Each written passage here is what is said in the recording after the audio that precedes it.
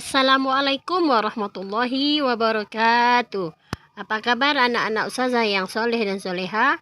Semoga antum sehat selalu dalam lindungan Allah Subhanahu wa Ta'ala. Baiklah anak-anak ustazah, bertemu dengan ustazah pagi ini di pembelajaran agama. Anak-anak ustazah, simak pembelajaran kita berikut ini. Akikah adalah penyembelihan binatang dari kelahiran seorang anak pada hari ke-7 sebagai bukti rasa syukur kepada Allah Subhanahu wa Ta'ala. Sedangkan kurban adalah pendekatan diri atau mendekatkan diri kepada Allah Subhanahu wa Ta'ala. Hukum akikah adalah sunnah muakkad, yaitu sunnah yang sangat dianjurkan bagi kedua orang tua yang mempunyai tanggungan belanja atas anak itu. Sedangkan hukum kurban adalah sama dengan hukum akikah, yaitu sunnah muakkad bagi yang mampu melaksanakannya. Berikut ini syarat-syarat dan ketentuan pembagian daging hewan akikah. Hewan yang disembelih adalah domba, kambing atau biri-biri. Untuk anak perempuan berjumlah 1 ekor, sedangkan untuk anak laki-laki berjumlah 2 ekor. Hewan yang disembelih harus sehat, tidak cacat, dan usianya sudah memenuhi syarat sah untuk akikah. Daging hewan akikah dibagi 3, sepertiga bagian untuk dimakan oleh yang berakikah, sepertiga bagian disedekahkan, dan sepertiga bagian dihadiahkan kepada orang lain. Daging hewan akikah lebih utama dimasak terlebih dahulu sebelum dibagikan ke orang lain. Syarat dan ketentuan pembagian daging kurban adalah sebagai berikut. Yang pertama, orang yang berkurban harus mampu menyediakan hewan sembelihan dengan cara halal tanpa berhutang. Yang kedua, kurban harus binatang ternak seperti unta, sapi, kambing, atau biri-biri.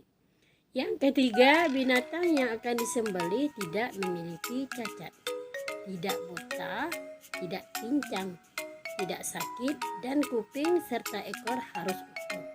Yang keempat, hewan kurban telah cukup umur, yaitu untuk unta berumur 5 tahun atau lebih, sapi atau kerbau berumur 2 tahun, domba berumur 1 tahun, dan kambing berumur 2 tahun. Yang kelima, orang yang melakukan kurban hendaklah yang berbekal, bukan budak, balik, dan berakal. Yang keenam, hewan kurban disembelih pada waktu yang telah ditentukan, yaitu pada hari raya Idul Adha atau pada hari tasyrik pada tanggal 11, 12, dan 13 Zulhijjah.